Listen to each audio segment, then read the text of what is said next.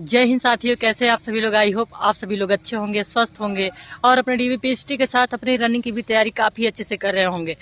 तो DVPST timing जो है वो तो हो रहा है, तो आप अपने रनिंग में लापरवाही मत करिए, आप अपना रनिंग करते रहिए। क्योंकि डीवीपीएसटी क्या है, उसका तो डॉक्यूमेंट वेरिफिकेशन हाइट और वेट होना ही है, लेकिन मेन चीज़ आपका क्या होने वाला है, वो रनिंग होने वाला है।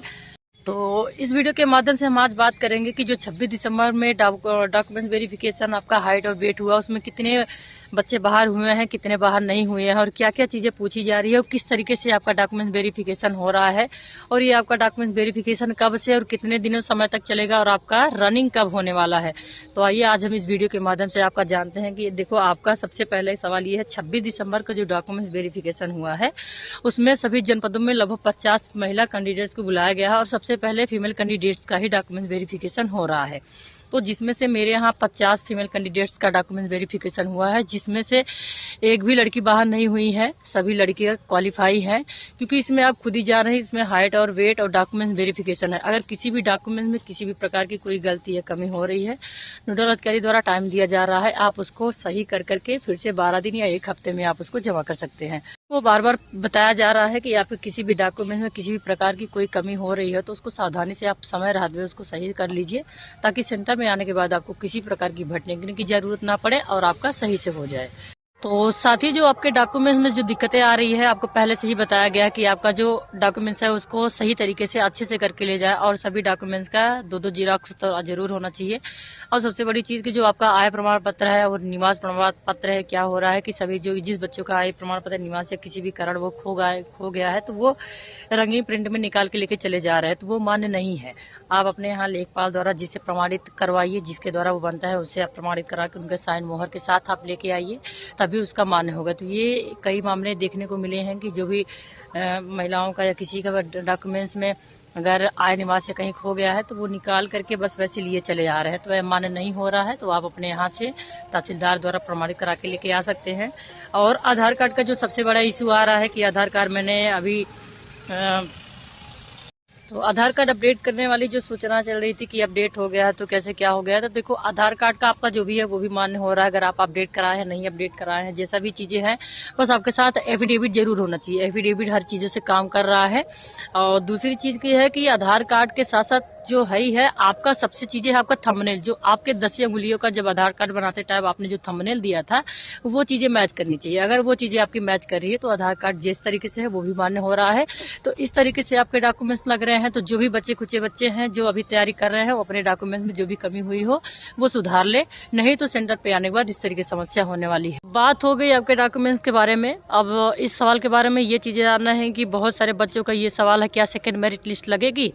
तो जो बहुत सारी चीज़ें निकल के आ रही है कि क्या कितने बच्चे पास हुए, कितने बच्चे फेल हुए। तो अभी तक लगभग सभी सेंटरों पे फीमेल कैंडिडेट्स का ही डीवीपीएसटी कराया जा रहा है। और जो फीमेल कैंडिडेट्स का डीवीपीएसटी करा रहे हैं वो 26 दिसंबर के दिन जो डीवीपीएसटी हुआ था उसमें मात्र 50 महिलाओं का डीवीपीएसटी कराया गया है, जिसमें से मेरे सेंटर पे किसी भी कोई भी लड़की डिस्क्वालीफाई नहीं हुई है, सभी लड़कियाँ पास हो गई हैं। सभी लोगों का अच्छे डॉक्यूमेंट्स वेरिफिकेशन हो चुका है।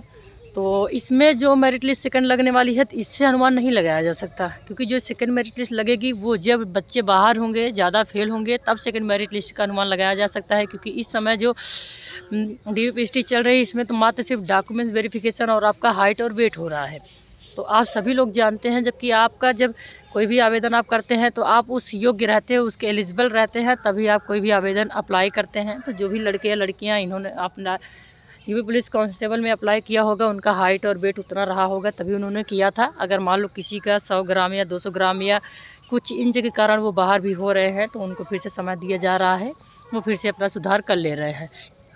तो इस तरीके से हो रहा है। और काफ़ी बच्चों का सवाल ये भी है कि क्या डिजिटल हो रहा है कि मैनुअल हो रहा है। क्योंकि देखो, पहले मैनुअल होता था तो उसमें थोड़ा बहुत उतना अंतर पता नहीं चलता था। डिजिटल हो रहा है तो उसमें खुद ही पता चल जाता है, वो खुद से बोल दे रहा है कि आपका 68 सेंटीमीटर या 5 पॉइंट कितना है, कैसे है, सारी चीज़ें क्लियर कर दे रहा है। तो ये आपको सोच के परेशान होने की ज़रूरत नहीं है। अगर इस तरीके से कोई दिक्कत आ रही है तो अपने नोडल अधिकारी से बात कर सकते हैं। सभी पुलिस लाइनों में दोनों हाइट वेट करने वाली मशीन रखी गई है, मैनुअल और डिजिटल।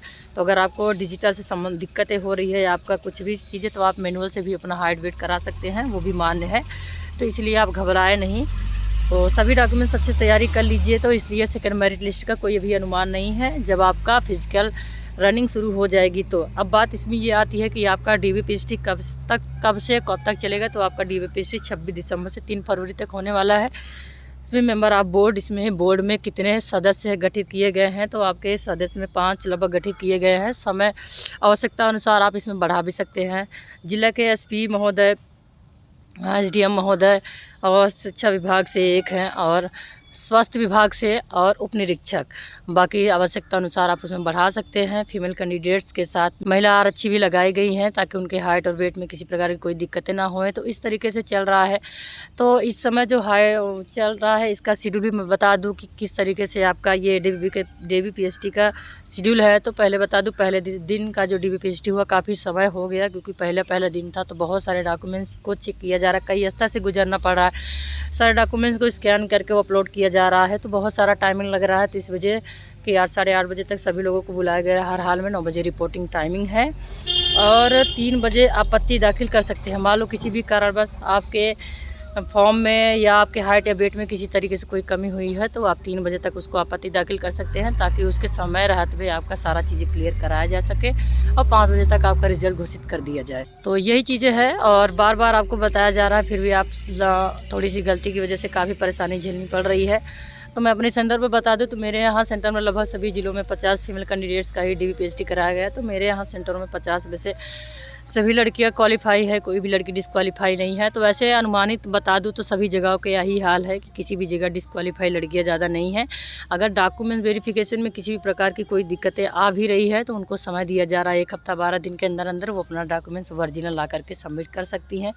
इतना कहना था, यही इतना सारी चीज़ें तैयारी चल रही है। फिर से नई वीडियो के साथ आपके सामने आएंगे, तब तक नमस्कार, जय।